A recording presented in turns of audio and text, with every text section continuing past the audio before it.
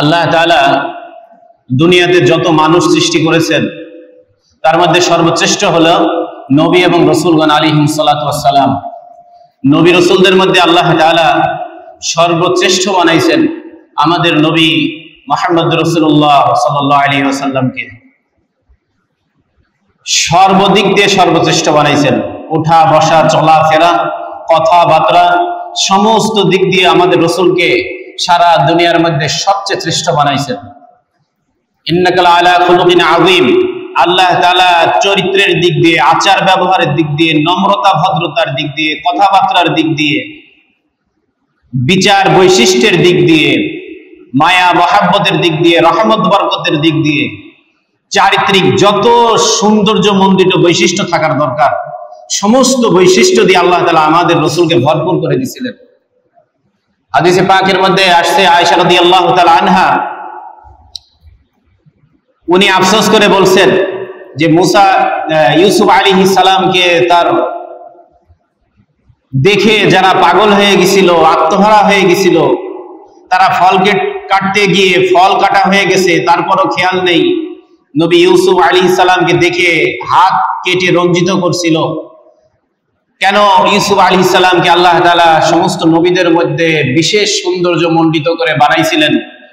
আমাদের রাসূলকে যদি ওই জুলেখা এবং তার দাসীবাদীরা দেখতো, তো ইউসুফের চেহারা দেখে, সৌন্দর্য দেখে যারা ফল কাটতে গিয়ে হাত কেটেছে, আমাদের রাসূলকে যদি তারা দেখতো তাহলে দিল ফেটে, কলিজা ফেটে বেহুশ হয়ে মারা যেত।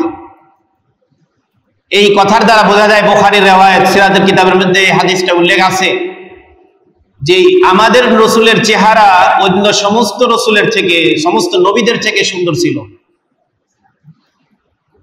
তো আমাদের রাসূলুল্লাহ সাল্লাল্লাহু আলাইহি ওয়াসাল্লামের দেহ মুবারককে আল্লাহ তাআলা কেমন বানাইছিলেন? আমরা যদি একটু হাদিসের কিতাবগুলা তালাশ করি তাহলে আমরা দেখতে পাই যে একটা নিখুঁত, আল্লাহ তাআলা যে কোরআনে পাকে বলছেন খালাকনাল ইনসানা ফি আহসানি তাকওয়িম, তাবারাকাল্লাহু আহসানুল খালিকিন। আল্লাহর সবচেয়ে উত্তম সৃষ্টিকারী, সবচেয়ে উত্তম সেকেলে মানুষ বানাইছেন। তার সবচেয়ে বড় প্রমাণ হলো নবী মুহাম্মদ রাসূলুল্লাহ সাল্লাল্লাহু আলাইহি ওয়াসাল্লাম। আমাদের রাসূল এমন দৈহিক গঠনের ছিলেন, ওনার দেহটা এমন একটা পজিশনে ছিল যে অত্যাধিক লম্বাও না, খাটোও না। আমরা একটা মানুষকে দেখলে কিন্তু বলি এই মানুষটা সাধারণ যে একটা পরিমাপ আছে তার থেকে বেশি লম্বা। আবার অনেক মানুষকে বলি যে এই মানুষটা বেটে। আমার রাসূল সাল্লাল্লাহু আলাইহি ওয়াসাল্লামকে এই অতি লম্বা এবং অতি খাটো দুই দিক থেকে হেফাজত করে এমন একটা উচ্চতার আমার রাসূলকে আল্লাহ তাআলা দিয়েছিলেন যেটা একেবারে নিখুঁত। সবাই দেখলে বলবে যে এই উচ্চতার মানুষ দুনিয়াতে সবচেয়ে পারফেক্ট, দুনিয়াতে সবচেয়ে সুন্দর একটা পজিশন আসে যেই উচ্চতায় হইলে মানুষকে যেমন গঠনের দেখা গেলে আমার রাসূলকে আল্লাহ তাআলা ততটুকু উচ্চতা দৈর্ঘ্যতা দান করছিলেন। কিন্তু নবীজি সাল্লাল্লাহু আলাইহি ওয়াসাল্লামের বৈশিষ্ট্য ছিল যে যত বড় মানুষই আসুক, যদি ওই মানুষগুলোর মধ্যে যদি রাসূলুল্লাহ সাল্লাল্লাহু আলাইহি ওয়াসাল্লামকে দেখা যাইতো, তো উনার থেকে লম্বা মানুষও যদি থাকতো তাই রাসূলুল্লাহ সাল্লাল্লাহু আলাইহি ওয়াসাল্লামকে সবার উপরে দেখা যাইতো।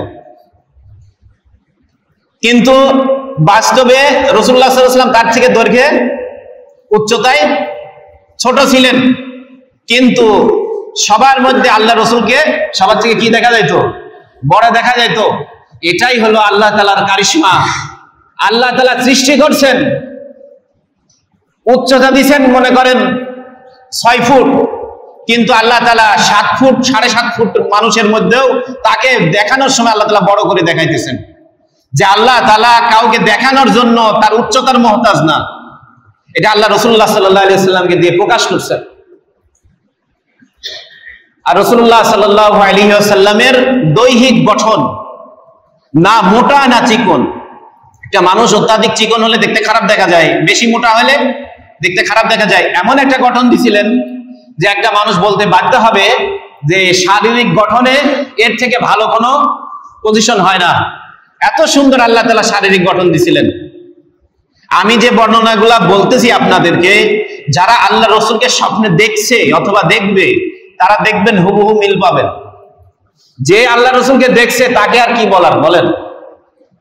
সে তো নিজেই বুঝতে পারে যে আমি কি দেখলাম। আল্লাহ রসুল সাল্লাল্লাহু আলাইহি সাল্লামকে কেউ যদি দেখে বাস্তবে, সে তার আলামত তার বাসার মধ্যে যদি দেখে, সে বাস্তবে তার আলামত বুঝতে পারবে। আল্লাহ রসুল সাল্লাল্লাহু আলাইহি ওয়াসাল্লামের চুল মুবারক এত সুন্দর ছিল, একেবারে অনেকের চুল আছে না একেবারে ফুরফুরে পাতলা, বাতাসে ওড়ে, অনেকের চুল আছে একেবারে কুকড়ানো। আল্লাহ রসুলের চুল কুকড়ানো ছিল না, ফুরফুরে পাতলাও ছিল না। আল্লাহ রসুল সাল্লাল্লাহু আলাইহি ওয়াসাল্লামের সারা জীবনে উনি চুল রাখছেন তিন প্রকারে। কয় প্রকারে? তিন প্রকারে চুল রাখছেন। ওনার চুল কখনো কাঁধ বরাবর হতো, চুল কখনো কাঁধ বরাবর হতো, কখনো চুল ঘাড় বরাবর হতো, কখনো চুল কান বরাবর হতো। এছাড়া আল্লাহ রসুল সাল্লাল্লাহু আলাইহি ওয়াসাল্লাম আর কোনো স্টাইলে কোনো পদ্ধতিতে চুল রাখেন নাই। হ্যাঁ, উমরা অথবা হজ যখন করছেন তখন মাথাকে হলক করছেন, নেড়া করছেন, মাথার চুল চেঁচে ফেলাইছেন। এছাড়া আল্লাহ রসুল সাল্লাল্লাহু আলাইহি ওয়াসাল্লামের চুল ছিল কয় রকমের? তিন রকমের। কিন্তু আজকে এটার বড়ই অভাব আমাদের সমাজে আমলের। আমরা রসুলকে ভালোবাসি, কিন্তু রসুল্লাহ সাল্লাল্লাহু আলাইহি ওয়াসাল্লামের চুলের স্টাইল আমাদের ভালো লাগে না। এবং রসুল্লাহ সাল্লাল্লাহু আলাইহি ওয়াসাল্লামের চুলগুলা যখন উনি আশ্রয় রাখতেন, গোসলের পরে ওনার চুলের সাথে পানি থাকতো, গোসলের পরে চুলের সাথে পানি থাকতো। সাহাবা একরাম বলতেন যে আমরা নামাজে দেখতাম ওনার চুল থেকে টপ টপ করে পানি ঝরতেছে, তো ওই চুলের ভিতরে যে পানি থাকতো মনে হইতো যে হীরামণি মুক্তা ছিটে আছে। রাসূলুল্লাহ সাল্লাল্লাহু আলাইহি ওয়াসাল্লামের চুলের পানি থেকে মনে হয়তো কি হীরামণি মুক্তা ছুটে আসে। আমরা কোন রসুল পাইছি চিন্তা করে দেখেন। জীবনে ভাবতেও পারবো না যে এত উন্নত, এত বৈশিষ্ট্যপূর্ণ রসুল আমাদেরকে আল্লাহ তাআলা দান করছেন, কিন্তু হাই আফসোস আমরা সেই রাসূলুল্লাহ সাল্লাল্লাহু আলাইহি ওয়াসাল্লামকে চিনতে ভুল করতেছি। আমরা আবেগে কিছু সময় রসুলকে ভালোবাসি, কিন্তু আমরা আমাদের বিবেক খাটিয়ে রাসূলুল্লাহ সাল্লাল্লাহু আলাইহি ওয়াসাল্লামের আদর্শকে আমাদের ব্যক্তি জিন্দেগি থেকে রাষ্ট্রীয় আন্তর্জাতিক জিন্দেগিতে প্রতিষ্ঠিত করি নাই। এটা আমাদের বড়ই ব্যর্থতা। রসুলের জিন্দেগি আমরা মসজিদে প্রতিষ্ঠিত করি নাই, সমাজে প্রতিষ্ঠিত করি নাই। বরং যারা প্রতিষ্ঠিত করতে আসে, মুসান্নাফে আব্দুর রাজ্জাকের 20,724 নম্বর হাদিসে, 22,724 নম্বর হাদিসে এই কথা উল্লেখ করা আছে। 20,724 অথবা 22,724 হাদিসে উল্লেখ করা আছে যে এই জামানাতে, শেষ জামানাতে মানুষ সুন্নতকেই ফিতনা মনে করবে। যারা সুন্নত প্রতিষ্ঠিত করতে আসবে তাদেরকে মানুষ সমাজে ফিতনাবাজ বলবে। মুসান্নাফে ইবনে আব্দুর রাজ্জাকে এই হাদিসটা আব্দুল্লাহ ইবনে মাসউদ রাদিয়াল্লাহু তাআলা থেকে আসছে। কত আফসোসের কথা! রসুলের আদর্শকে মানুষ ফিতনা মনে করবে, যারা রসুলের আদর্শ প্রতিষ্ঠিত করতে যাবে তাদেরকে মানুষ ফিতনা মনে করবে। রাসূলুল্লাহ সাল্লাল্লাহু আলাইহি ওয়াসাল্লাম চুলে অত্যাধিক তেল ব্যবহার করতেন। রাসূল সাল্লাল্লাহু আলাইহি ওয়াসাল্লাম চুলে অত্যাধিক তেল ব্যবহার করতেন। হাদিসের মধ্যে আসে রাসূলুল্লাহ সাল্লাল্লাহু আলাইহি ওয়াসাল্লামের চুল এমন দেখা যাইতো যেমন ঘন কালো মেঘ। রাসূলুল্লাহ সাল্লাল্লাহু আলাইহি ওয়াসাল্লামের চুল এমন দেখা যাইতো যেমন ঘন কালো মেঘ। ইন্তেকালের আগে আল্লাহ রাসূল সাল্লাল্লাহু আলাইহি ওয়াসাল্লামের মাথার চুলের এই যে সাইড, এই যে দুই সাইড যেরকম আমি দেখাইতেছি, এরকম দুই সাইডে এবং সামনে দুই একটা চুল পাকছিল। বয়সে ছিল কত? 63 বছর। কেউ যদি তার যৌবনতাকে নষ্ট না করে, কেউ যদি তার যৌবনের শক্তি, কেউ যদি তার রক্তের শক্তি, যৌবনের যে পানি, সেই পানির শক্তিকে যদি কেউ অবৈধ জায়গায় খরচ না করে, আল্লাহ তাআলা তার যৌবনকে দীর্ঘদিন আল্লাহ তাআলা তার যৌবনকে কায়েম করবেন। তার উজ্জ্বল দৃষ্টান্ত আমার রাসূল। যে মানুষ, যুবকরা যদি তার যৌবনতাকে রক্ষা করে, খারাপ কাজে তার যৌবনের রসকে ব্যবহার না করে, যৌবনের রক্তকে খারাপ কাজে ব্যবহার না করে, আল্লাহ তার যৌবনকে অনেক দীর্ঘায়িত করে দিবেন। আল্লাহ রাসূল সাল্লাল্লাহু আলাইহি ওয়াসাল্লামের কপাল মুবারক ছিল প্রশস্ত। কপাল কি ছিল? প্রশস্ত কপাল ছিল। কপালের কোথাও উঁচু কোথাও নিচু, কি বলেন আমাদের থাকে না, কোথাও উঁচু কোথাও নিচু, এরকম ছিল না। টান টান কপাল ছিল, টান টান কপাল ছিল। উনি যখন উম্মতের চিন্তায় মানুষ জাহান্নামে চলে যাচ্ছে, আমি মানুষকে বুঝাইতেছি তাও মানুষ ভালো পথে আসতেছে না, যখন উনি চিন্তাযুক্ত থাকতেন তখন ওনার কপালে ভাঁজ পড়তো, তখন ওনার কপালে ভাঁজ পড়তো। রাসূলুল্লাহ সাল্লাল্লাহু আলাইহি ওয়াসাল্লামের এই ভুরুগুলা ছিল কালো কুচকুচে এবং দুই ভুরুর মাঝখানে ফাঁকা ছিল। আমাদের অনেক মানুষের ভ্রু হয় মাঝখানে কিন্তু জয়েন্ট থাকে, আল্লাহ রাসূলের ভ্রুগুলা কি ছিল? ফাঁকা ছিল। আল্লাহ রাসূলের ভ্রুগুলা ফাঁকা ছিল এবং মনে হয়তো যেন আঁকানো ভ্রু, আঁকাইছে এত সুন্দর করে আল্লাহ তাআলা তার ভ্রু দান করেছিলেন। কি বলবো আপনাদেরকে, এমন রাসূল আমরা পাইছি, কিন্তু আমরা পেয়ে আমরা সেই মানে সোনার জিনিস, নূরের নূর, হীরা, ডায়মন্ড আমরা হারাই ফেলতেছি। এমন মানুষ দুনিয়াতে আর হবে না। এই মানুষকে না মানলে ইহকাল পরকাল সব ধ্বংস হয়ে যাবে। সমস্ত জায়গায় যদি কেউ এই মানুষকে না মানে, এই মানুষটা নিজে আল্লাহর কাছে অভিশাপ দিয়ে গেছে। তিরমিজি শরীফের মধ্যে 2135 অথবা 2105 নম্বর হাদিসে আল্লাহ রাসূল সাল্লাল্লাহু আলাইহি ওয়াসাল্লাম নিজে অভিশাপ দিয়ে গেছে, যারা আমার আদর্শকে বাদ দিয়ে অন্য আদর্শ, অন্য পদ্ধতি আমার সুন্নতের মোকাবেলায় প্রতিষ্ঠিত করে, রাসূলুল্লাহ সাল্লাল্লাহু আলাইহি ওয়াসাল্লাম তাদেরকে অভিশাপ দিয়ে গেছে। রাসূলুল্লাহ সাল্লাল্লাহু আলাইহি ওয়াসাল্লাম নাক মুবারক ছিল অনেক চোকা লম্বা। দেখবেন অনেকে বলে না পাকিস্তানিদের অনেক নাক লম্বা, দেখতে ভালো দেখা যায়, বলে না এরকম? নাক মুবারক ছিল অনেক লম্বা চোকা। রাসূল সাল্লাল্লাহু আলাইহি ওয়াসাল্লামের পুরা মুখটা ছিল গোলগাল, মুখটা ছিল গোলগাল, না লম্বাটে না চ্যাপটা, পুরা মুখটা ছিল গোলগাল। এই মুখের চেহারা ছিল বাদামের চোচা চুলে দেওয়ার পরে, বাদামের চোচা চুলে দেওয়ার পরে যে বাদামের যে কালার দেখা যায় না, এই কালার ছিল রাসূলুল্লাহ সাল্লাল্লাহু আলাইহি ওয়াসাল্লামের এই চল মুবারকের। মুখ ভর্তি দাড়ি ছিল, দাড়িগুলা বুক পর্যন্ত প্রশস্ত ছিল, বুক পর্যন্ত প্রশস্ত ছিল, মুখ ভর্তি দাড়ি। রাসূলুল্লাহ সাল্লাল্লাহু আলাইহি ওয়াসাল্লামের সর্বোচ্চ 21টা দাড়ি পাক ছিল। কতটা? এটা হাদিসের মধ্যে আসছে, কেউ বলছে 17টা, কেউ বলছে 19টা, কেউ বলছে 21টা। এত অল্প মাত্র দাড়ি পাক ছিল রাসূলুল্লাহ সাল্লাল্লাহু আলাইহি ওয়াসাল্লামের। আল্লাহ রাসূলের চোখ, সাহাবায়ে কেরাম বলেন যে আল্লাহ রাসূল সাল্লাল্লাহু আলাইহি ওয়াসাল্লাম তার চোখের মধ্যে সুরমা নেন নাই, কিন্তু আল্লাহ রাসূল সাল্লাল্লাহু আলাইহি ওয়াসাল্লামকে দেখে মনে হয়তো উনি সুরমা ব্যবহার করছেন। আল্লাহ রাসূল সাল্লাল্লাহু আলাইহি ওয়াসাল্লামের চোখের এই মাঝখানে একটু লালচে লালচে ভাব ছিল। উনি কিন্তু সুরমা নিয়মিত ব্যবহার করতেন রাত্রে। অবিবাহিতদের কিন্তু সুরমা ব্যবহার করতে হয় না। আপনারা আবার এটা শুনে কেউ অবিবাহিতরা সুরমা ব্যবহার করা শুরু করেন না। অবিবাহিতদের সুরমা অথবা মেহেদি সমস্ত কিছু ব্যবহার করা নিষেধ। পুরুষ, মেয়েরা না, পুরুষ অবিবাহিত কালে সুরমা মেহেদি কিছু ব্যবহার করতে পারবে না। এটা নারীদের আকর্ষণ সৃষ্টি হবে, আর এটা নিষেধ। এমন কোনো কিছু ব্যবহার করা যাতে নারীর আকর্ষণ সৃষ্টি হয়, এটা পুরুষ করা যাবে না। রাসূলুল্লাহ সাল্লাল্লাহু আলাইহি ওয়াসাল্লাম সুরমা ব্যবহার করতেন। বয়স যখন ওনার বৃদ্ধি পেয়েছে, উনি নিয়মিত রাত্রে সুরমা ব্যবহার করতেন, কিন্তু উনার চোখগুলো এমন ছিল, উনি সুরমা ব্যবহার করেন নাই, কিন্তু তাও চোখগুলো এরকম সৌন্দর্য মণ্ডিত ছিল। রাসূলুল্লাহ সাল্লাল্লাহু আলাইহি ওয়াসাল্লামের এই চোখের পলক ছিল অনেক লম্বা, এবং চোখের এই যে পলকের পাতা, এই যে পাপড়িগুলা ছিল কালো কুসকুসে। আল্লাহ রাসূল সাল্লাল্লাহু আলাইহি ওয়াসাল্লামের এই দুই কাঁধের মাঝখানে ওনার এই গলাটা ছিল অনেক প্রশস্ত।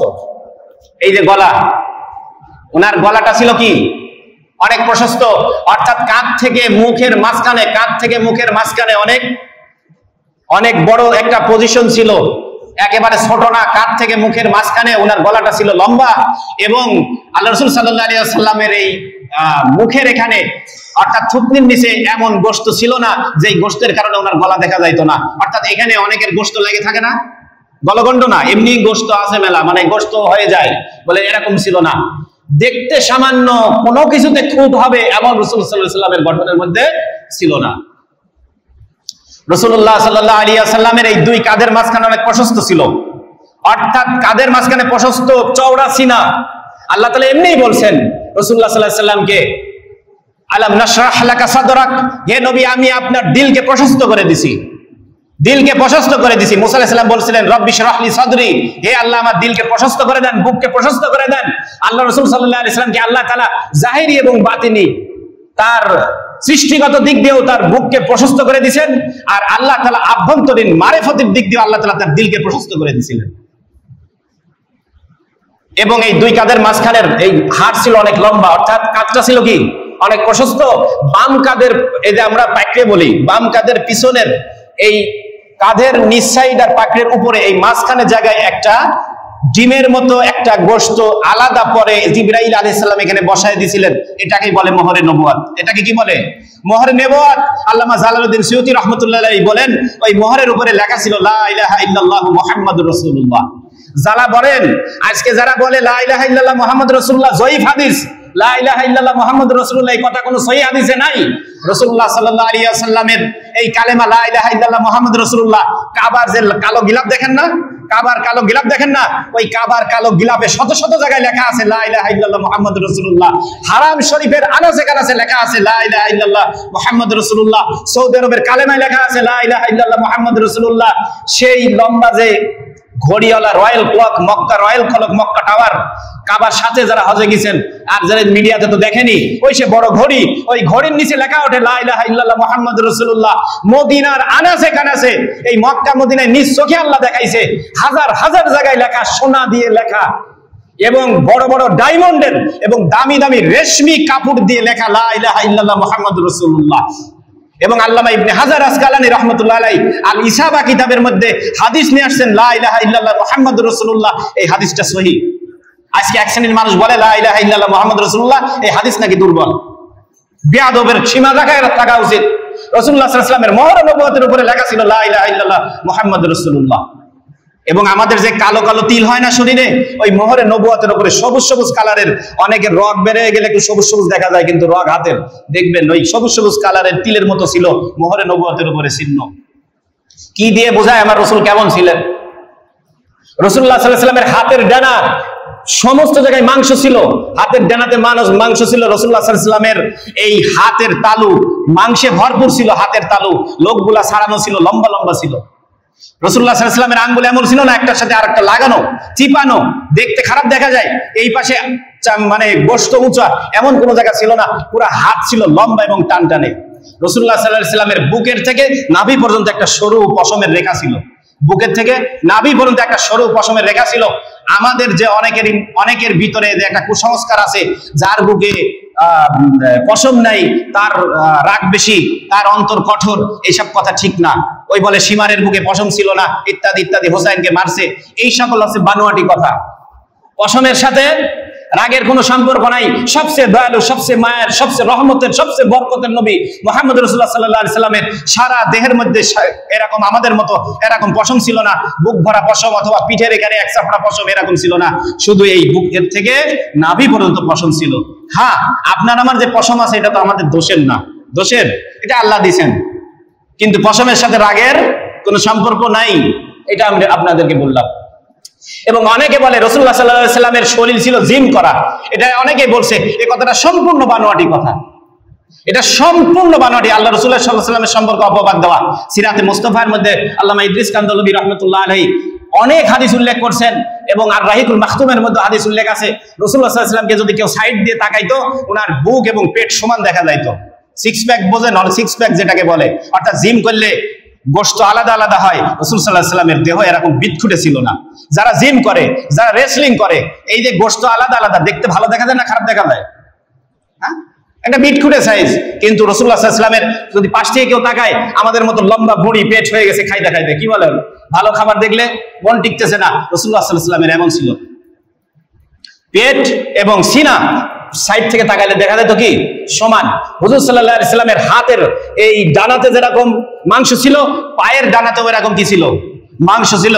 হুজুর সাল্লাল্লাহু আলাইহি ওয়াসাল্লামের পায়ের গোড়ালি ছিল গোল, পায়ের গোড়ালি কি ছিল, পা ছিল লম্বা, গোড়ালি ছিল গোল। পায়ের পাতাও এরকম হাতের পাতার মতো ছাড়ানো ছিল এবং লম্বা সাইজের ছিল। হুজুর সাল্লাল্লাহু আলাইহি ওয়াসাল্লাম যখন হাঁটতেন, সাহাবায়ে কেরাম বলেন আমরা ওনার সাথে হেঁটে পারতাম না।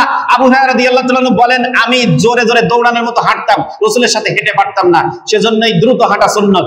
এবং রাসূল সাল্লাল্লাহু আলাইহি ওয়াসাল্লাম এমন ভাবে হাঁটতেন, পাহাড় থেকে নিচে নামতেছেন, পাহাড় থেকে নিচে নামতেছেন, এইভাবে উনি হাঁটতেন। রাসূল সাল্লাল্লাহু আলাইহি ওয়াসাল্লাম কারোর দিকে এরকম টেরা চোখে কোনোদিন তাকান নাই। ৬৩ বছরের জীবনে কোনোদিন টেরা চোখে তাকান নাই, কোনোদিন এরকম পাকা চোখে তাকান নাই। কারোর দিকে যদি তাকাতে হয় সরাসরি তাকাইছেন। আল্লাহ রাসূল সাল্লাল্লাহু আলাইহি ওয়াসাল্লামের ঘাম, পিঠে ঘাম হইতো, সাহাবায়ে কেরাম বর্ণনা করতেন আমার রাসূলের পিঠের ঘামগুলা যেন মুক্তার থেকে নূর ছুটতেছে। রাসূল সাল্লাল্লাহু আলাইহি ওয়াসাল্লামের পিঠের ঘামগুলো এরকম সুন্দর দেখা যাইতো যে যেন নূর ছুটতেছে ঘামের ভিতর থেকে। রাসূল সাল্লাল্লাহু আলাইহি ওয়াসাল্লামের দাঁতগুলা ছিল একবারে পরিপাটি, ওনার এই শুধু নিচের দুই দাঁতের মাঝখানে ফাঁকা ছিল। কোথায়? নিচের দুই দাঁতের মাঝখানে ফাঁকা ছিল। রাসূলুল্লাহ সাল্লাল্লাহু আলাইহি ওয়াসাল্লাম যখন বয়ান করতেন, কথা বলতেন, সাহাবায়ে কেরাম বলেন ওই দুই দাঁতের মাঝখান থেকে নূর ছুটে বের হইতো, মনে হইতো যে নূর ছুটে বের হচ্ছে। আর আমরা আজকে সেই রাসূলের নূর মানে রাসূলের হাদিস আমরা আজকে নিচ্ছি না, আজকে রাসূলের কথাকে আমরা আজকে নিতে পারতেছি না। আজকে মনে করতেছি আমার সমাজ মতো চলবো, দেশ মতো চলবো, এলাকা মতো চলবো, যে যার ইচ্ছা তাই চলবো, রাসূলের আদর্শ মতো চলবো না। কি বলেন? কেমন দেখলেন রাসূল সাল্লাল্লাহু আলাইহি ওয়াসাল্লাম কেমন ছিলেন? এই রাসূলকে দেখতে আসা ইচ্ছা করে না বলেন? সেজন্য কষ্ট করে হলেও টাকা গুছাই একবার রাসূলকে সালাম দিতে যান। ওমরাতে যান, সামর্থ্য নেই একটা গরু পোষেন, ওমরাতে যান। সামর্থ্য যাদের আছে জরুরি হজ করেন। আল্লাহ রাসূলের রওজায় একবার যান। যে রমজানে রাসূলুল্লাহ সাল্লাল্লাহু আলাইহি ওয়াসাল্লামের রওজায় গেল, সেজন্য জীবিত অবস্থায় কি গেল? রাসূলুল্লাহ সাল্লাল্লাহু আলাইহি ওয়াসাল্লামের সাথে সাক্ষাৎ করলো। যে রমজানে ওমরা করলো, সেজন্য জীবিত অবস্থায় রাসূলুল্লাহ সাল্লাল্লাহু আলাইহি ওয়াসাল্লামের সাথে ওমরা করলো, এমন নাকি হবে? রমজানে তো 1-1.5 কোটি লোক হয়ে যায়, 1.5 কোটি, এবার 1.5 কোটি পার হয়ে গেছে, রেকর্ড। নবীর পাগল। আল্লাহ তাআলা আমাদেরকে নবীকে বোঝার তৌফিক দান করেন।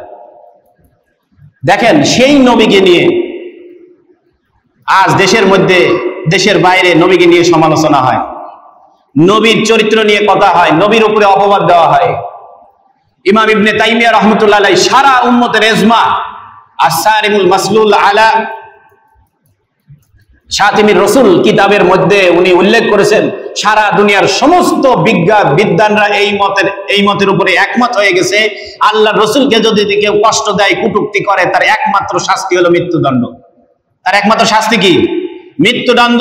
মান সাব্বা নাবিয়ান ফাকতুলু, আলী রাদিয়াল্লাহু তাআলা বলেন, যে ব্যক্তি আমার রাসূলকে কটূক্তি করবে, আমার রাসূলের সম্মানহানি করবে, তাকে হত্যা করতে হবে। তাকে কি করতে হবে? তার বেঁচে থাকার অধিকার নাই।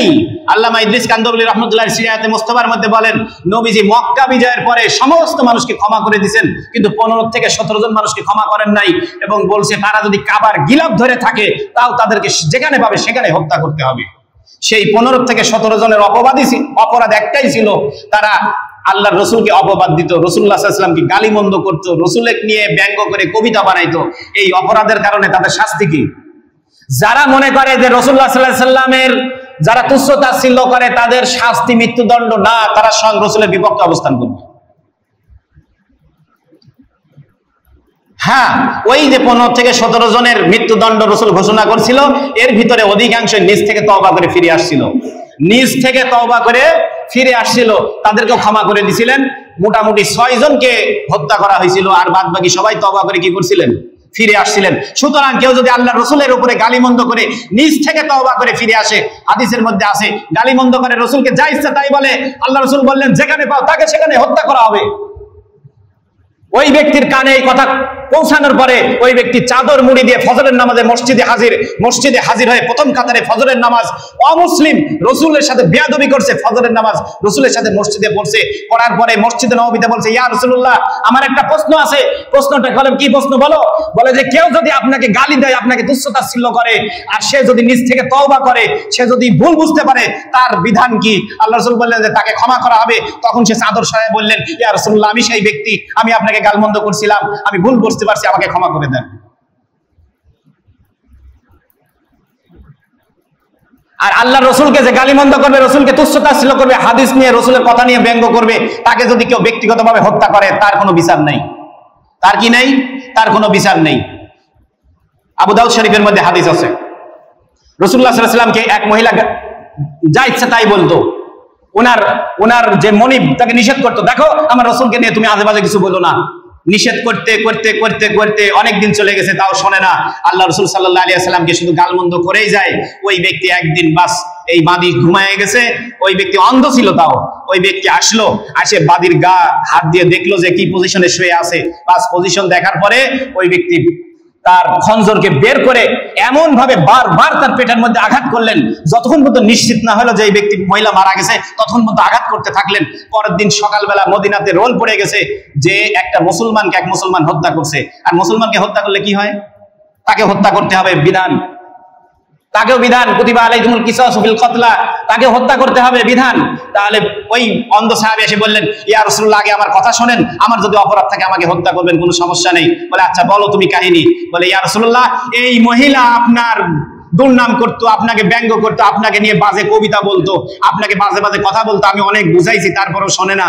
কিন্তু আমি দীর্ঘদিন বোঝানোর পরে আমি লাস্টে এই মহিলাকে কি করছি? হত্যা করছি। রাসূল সাল্লাল্লাহু আলাইহি ওয়াসাল্লাম এই ঘটনা শোনার পরে বললেন, এর কোনো বিচার নেই, এর রক্তের কোনো মূল্য নাই, এর রক্তের কোনো কি নাই, এর রক্তের কোনো মূল্য নাই। এর আগে একজন কিতাব লিখছিল, একটা বই লিখছিল ইন্ডিয়াতে, আল্লাহ রসুলকে ব্যঙ্গ করে বই লিখছিল, রঙ্গিলা রাসূল। এই বই সারা দুনিয়াতে যখন প্রকাশ হয়ে গেল, আফগানিস্তানের এক মা, আফগানিস্তানের একটা মা, দেখেন আমি ইন্ডিয়ার মানুষ, আমার ইমান জোটে না, পাশে বাংলাদেশ, বাংলাদেশের মানুষের ইমান জোটে না, পাকিস্তান, তারপরে পাকিস্তানের মানুষের ইমান জোটে না, কোথায় আফগানের একটা মা, তার এত রসুলের উপরে মহব্বত, তার দুইটা সন্তান, যুবক 13, 14, 15 বছরের দুইটা সন্তান, দুই সন্তানকে ডাকে বললো, দেখো ইন্ডিয়াতে আমার রসুলকে বাজে বাজে কথা বলে একটা বই লেখছে, আমি তোমাদের দুইজনকে কসম দিতেছি তোমরা দুইজন ওই ব্যক্তিকে হত্যা না করে ফিরবে না। এই নাও খাবার, কয় শুকনা খাবার দিয়ে দিলাম আর দুইটা ধারালো অস্ত্র দিয়ে দিলাম, তোমরা যাও, তোমরা তার থেকে সাক্ষী নিবে, এই বইটা ধরায় দিলাম, তোমরা তাকে বলবা এই বই কি তুমি লিখেছো, এই বই কি তুমি লিখেছো, এই বই কি তুমি লিখেছো। যদি 3 বার সাক্ষী দেয়, সাক্ষী দেওয়ার সাথে সাথে ওকে দুনিয়া থেকে বিদায় করে দিবে। রসুলের দুশ্মনের দুনিয়া থাকার কোনো অধিকার নাই। দেখেন আল্লাহ তাআলা কারোর ঠেকা নাই। ভারতের মানুষ রসুলের বিরোধিতা করলো, রসুলকে ব্যঙ্গ করলো, ভারতের মুসলমানের ইমানে জোটে না, আল্লাহ তাআলা আফগানিস্তানের মুসলমানকে দিয়ে হক আদায় করে দিয়েছেন। আল্লাহ কারোর ঠেকা না, আল্লাহ তার দিন দুনিয়াতে কায়েম করবেন, আল্লাহ রসুলের পাগল দুনিয়াতে প্রতিষ্ঠিত করছেন, এটা দুনিয়াতে থাকবে। আমি যদি ইমানের দুর্বলতায় নাও পারি, আল্লাহ তাআলা আরেকজনকে দিয়ে কায়েম করবেন। সেই দুইজন ছোট্ট বাচ্চা বের হইলো আফগান থেকে পাকিস্তান, পাকিস্তান থেকে ইন্ডিয়া, দীর্ঘদিন কষ্ট করে আসতে আসতে আসতে আসতে মানুষকে জিজ্ঞাসা করতে করতে ওই রঙ্গিলা রাসূল বইকে লেখছে, তার বাড়ি কোথায়, তার বাড়ি কোথায়, জিজ্ঞাসা করতে করতে বাসার ঠিকানা পাওয়া গেল। বাসায় এসে তার বাসায় নক করছে, নক করার পরে সেই একজন পুরুষ বের হয়ে আসছে। ওরা তো ওই ব্যক্তিকে চেনে না, এখনকার মতো তো মিডিয়ার যুগ না, ওরা তো ওই ব্যক্তিকে চেনে না। ওনারা বললো এই বই কি আপনি লিখছেন চাচা, এই বই কি আপনি লিখছেন? 3 বার জিজ্ঞাসা করছে, বলছে যে হ্যাঁ এই বই আমি লিখছি। দুই ভাই সঙ্গে সঙ্গে ওখানে এত জোরে ওর উপরে আঘাত করছে, ওই জায়গায় স্পট ডেড। ওই জায়গায় কি রসুলের দুশ্মন ওই জায়গায় শেষ। এরপরে ওই দুই ছেলে ধরা পড়ে গেছে ইন্ডিয়ার প্রশাসনের হাতে, দুই ছেলে ধরা পড়ে গেছে ইন্ডিয়ার প্রশাসনের হাতে। এরপরে কোর্টে কেস হয়েছে, কেস হবার পরে শেরে বাংলা একে ফজলুল হক, আল্লাহ তার জান্নাত নসিব করুক, তাকে ক্ষমা করে দিকে আমরা দোয়া করি। বাংলার একজন বীর মানুষ ছিলেন শেরে বাংলা একে ফজলুল হক, ওই ছেলের পাশে দাঁড়ায় গেল, ওই দুই বাচ্চার পাশে দাঁড়ায় গেল, বলল যে হে ভাতিজা, তোমরা ছোট ছোট দুই বালক, তোমরা শুধু একবার বলবে আমরা খুন করি নাই, আমি শেরে বাংলা যত ক্ষমতা লাগে, যত প্রচেষ্টা লাগে তোমাদেরকে বাঁচানোর জন্য। কিন্তু ওই দুই ছেলে কি বললো জানেন? যে আমরা কি করে বলবো চাচা, আমার আম্মা যে মিথ্যা কথা বলতে নিষেধ করেছে। আজকে বলেন যারা মসজিদে আসছি আমরা, এই সকাল থেকে এ পর্যন্ত কতটা মিথ্যা কথা বলেছি বলেন? সামান্য বেচা কিনার জন্য, সামান্য একটু জমির জন্য, সামান্য টাকা পয়সার জন্য, সামান্য চাকরির জন্য কত মিথ্যা কথা প্রতিদিন বলতেছি।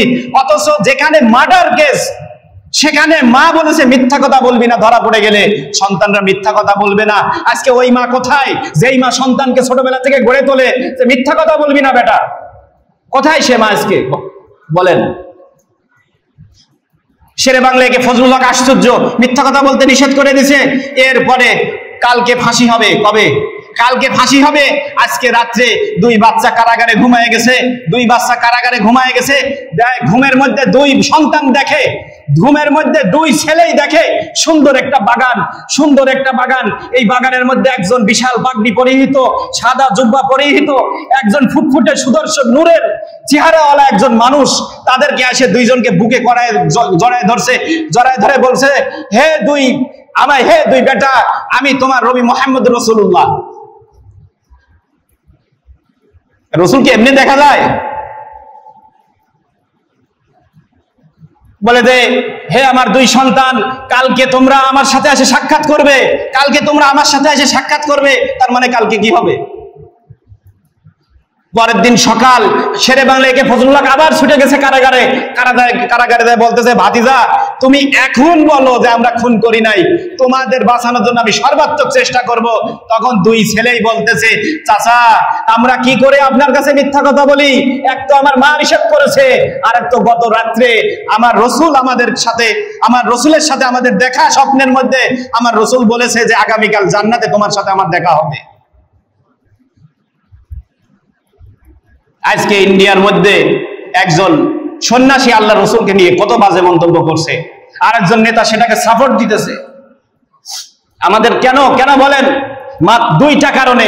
একটা কারণ হলো মুসলমানদের মধ্যে কোন কোন মুসলমানের ইমানে গরম বেশি, রক্তের তেজ বেশি, এটা বাতিল দেখতে চায়। যখন বাতিল এটা দেখবে, তাদেরকে মানে চিহ্নিত করে রাখবে, যাতে তাদেরকে দুনিয়া থেকে মিটাইয়ে দেওয়া যায়। আরেকটা হলো মুসলমানদেরকে এখন খেলতামাশা মনে করতেছে তারা, যে মুসলমান তো রসুলের পথে নাই, সুতরাং রসুলকে লাড়লে কি হবে, রসুলকে নাড়ালে সমস্যা কি? আজকে যদি মুসলমান তার আমলে মজবুত হয়ে যায়, কোন বাপের বেটার, কোন ইহুদির বাচ্চার ক্ষমতা নেই, কোন হিন্দুর বাচ্চার ক্ষমতা নেই আমার রসুলের উপরে চোখ তুলে তাকায়। সেজন্য যুবক ভাইরা, সম্মানিত মুসল্লিরা, রাসূলুল্লাহ সাল্লাল্লাহু আলাইহি ওয়াসাল্লামের আদর্শের জন্য নিজের জীবনকে কুরবান করতে হবে। এজন্য রাজি আছেন তো ইনশাআল্লাহ? আল্লাহর রাসূলের আদর্শ কি ছিল? রাসূলুল্লাহ সাল্লাল্লাহু আলাইহি ওয়াসাল্লাম হাসরে হাসরে মসজিদে আসছেন, তাও মসজিদে জামাত ছুটে নাই। মসজিদে কি ছুটে নাই? জামাত ছুটে নাই। আলী রাদিয়াল্লাহু তাআলা এবং অন্য সাহাবীর কাঁধের উপরে ভর দিয়ে রাসূল মসজিদে আসছেন, জামাত ছুটে নাই। রাসূল মসজিদে আসতে পারতেছেন না, বেহুশ হয়ে যাচ্ছেন, জানলা দিয়ে তাকায় দেখছেন আবু বকর সাহাবীদেরকে নিয়ে নামাজ পড়াইতেছেন, রাসূল সাল্লাল্লাহু আলাইহি ওয়াসাল্লাম চোখের পানি ফেলে দিয়ে হাসতেছেন, আল্লাহ শুকরিয়া আদায় করতেছেন যে আল্লাহ আমি তোমার প্রশংসা করি, ইনশাআল্লাহ আমি মরে গেলেও, আমি দুনিয়া থেকে চলে গেলেও, বিদায় নেওয়ার পরেও আমার সাহাবীরা, আমার উম্মতরা এইভাবে একজনের পিছনে দাঁড়িয়ে একসাথে নামাজ আদায় করবে। এই হলো রাসূলুল্লাহ সাল্লাল্লাহু আলাইহি ওয়াসাল্লামের মনের শান্তি, চোখের শান্তি। আল্লাহ রাসূলের আদর্শ দুনিয়া থেকে নষ্ট হবে আর আমি তাকায় তাকায় দেখবো আইন কুসুদ্দিন ওয়ানা হাই। আবু বকর বলতেন ধর্মের ক্ষতি হচ্ছে আর আমি আবু বকর বেঁচে থাকবো, এই আবু বকরের কোনো বেঁচে থাকার কোনো দাম নাই। সেজন্য আমাদেরও ধর্মের পথে ফিরে আসতে হবে, আমলের প্রতি ফিরে আসতে হবে। আল্লাহ তাআলা আমাদের সবাইকে আমল করার তৌফিক দান করুন। আমিন ওয়া আখিরু দাওয়ানা আলহামদুলিল্লাহি রাব্বিল আলামিন।